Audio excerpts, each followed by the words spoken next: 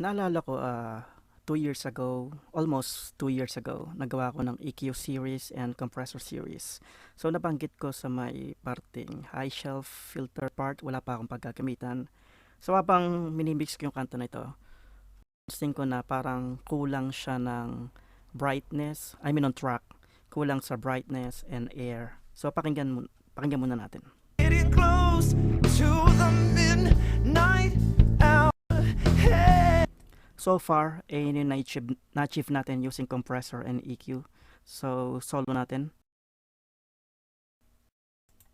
Without EQ and compressor, pakinggan natin kung ano yung tunog ng vocal track. Getting close to the midnight hour. With EQ and compressor. Getting close to the midnight hour. Hey. Oh. Okay na, pero gusto ko pang magkaroon ng konting brightness or airiness. So, para ma-achieve natin yan, gagamitin natin high shelf filter. Ito yung magandang pagkakataon para ma-demonstrate ko kung gamitin ng high shelf filter. Hindi lang siya ginagamit sa vocal track, ginagamit niya sa any other instruments. Depende kung saan mo siya kailangan. So, sa vocal track, gusto kong magkaroon ng brightness or airiness sa may high frequency part. Getting close.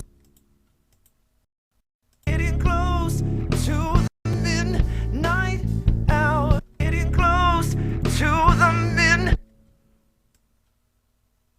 Ito yung shape ng high shelf filter. Kung gusto nyo magkaroon ng fundamentals regarding sa EQ and compressor, meron akong series niyan, EQ series and compressor series. Getting close. Oops. Getting close.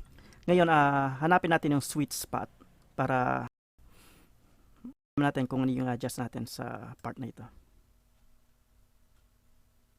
Getting close to the midnight hour. Hey. Oh.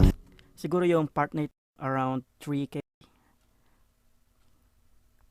So, ang problema, masyadong malakas yung, masyadong aggressive yung tunog. Kapag nasobrahan tayo dito, magkakaroon ng parang harshness sa vocal track. So, gawin nating adjust natin yung volume ng frequency na to. Getting close to the midnight hour.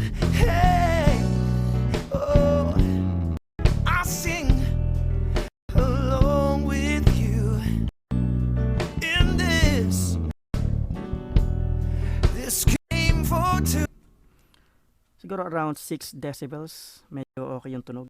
Hanggang natin. Getting close to the midnight hour. Hey. Oh. I sing along with you in this. Without high shelf filter. Getting close to the midnight hour. Hey. Oh. I sing With high shelf. along with you in this game for two.